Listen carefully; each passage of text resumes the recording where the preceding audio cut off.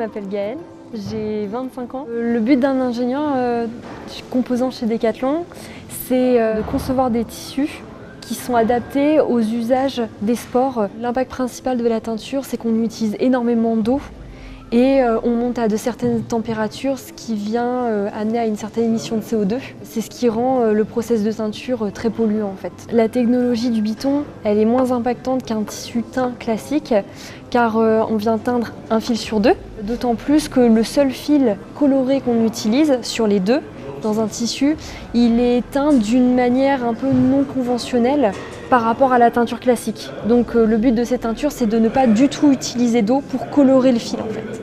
Et le principe du Biton, c'est d'utiliser les fils colorés qu'on vient placer en trame de façon horizontale et les fils non colorés, on vient les placer de façon verticale, en chaîne.